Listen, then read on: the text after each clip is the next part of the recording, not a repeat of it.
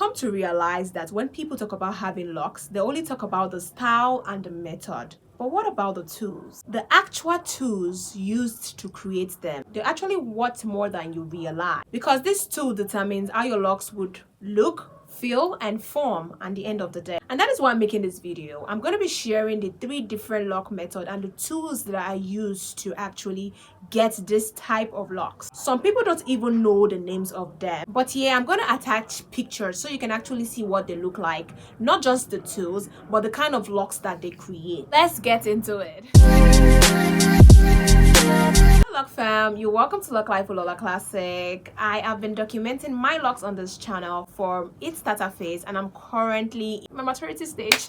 So let's get into the tools they don't tell you about. Firstly, we have crochet or instant locks.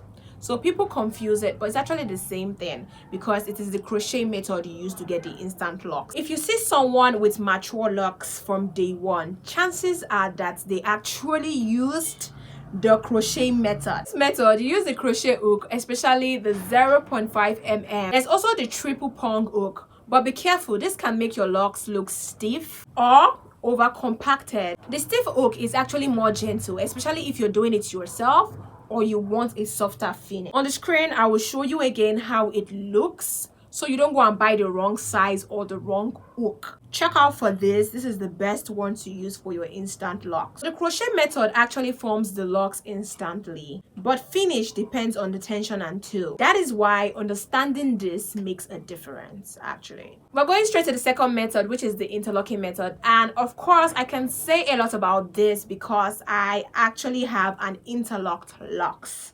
So my locks, like you can see on the screen, is actually from the interlocking method. And of course, I interlock my locks myself. I did not start my locks myself, but I have been maintaining it myself.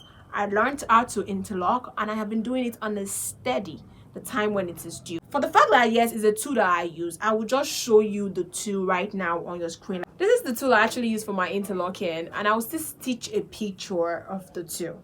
So this is the interlocking tool. The interlocking method, a lot of people confuse it with the retwisting or the crochet method. No, it's actually different. Interlocking involves pulling the ends of your locks through the roots. I already have a relock. I will have showed you how it's like. So you take this, the tool, put the tool in the locks, and then take the ends and then pull it out. So that's how the interlocking method is done.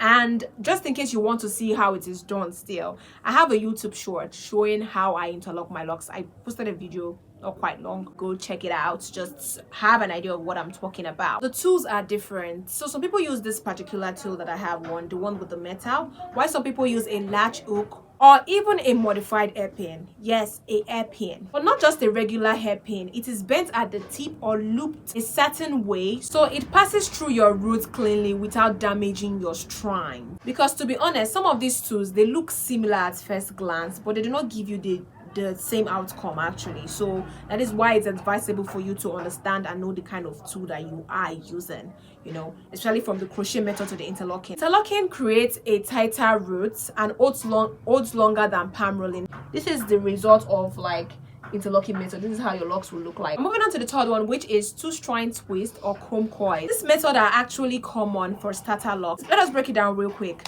For the two-strand twist method, it's quite simple.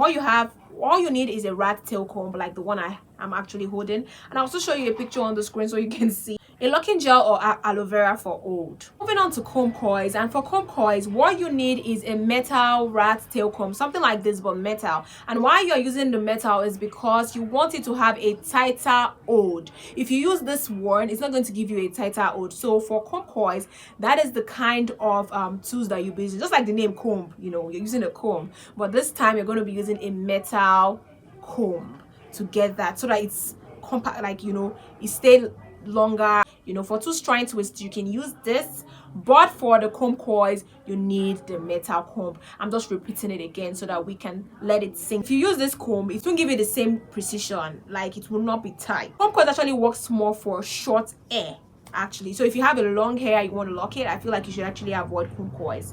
It works better for short hair because the short hair gives a more unified cylindrical locks when they mature. So that is why this method is advisable for short or medium length hair. Add a picture on the screen so that you can actually see the images, like you can actually see what I'm talking about, the kind of combs and what it's going to look like, you know, after you've used this method with those tools. Because again, the tools that you use is the kind of locks that you get. Simple, just like that. Because when you talk about the method, to get those method, you have to use a tool, right?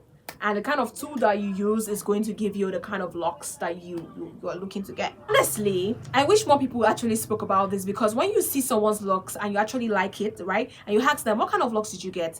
The answer you just get most of the time is, oh, I started with the interlocking method, I used the crochet method. But how did you start? What tools did you use to get that locks? Like, you know, if you are in the process of choosing a method or you've started already, I hope this video actually helps you understand the method and the tools, you know. And if you're not sure of which method your loctician used, ask them or ask here and I'll reply. Let's stop keeping this knowledge. Actually, everybody deserves to know about this.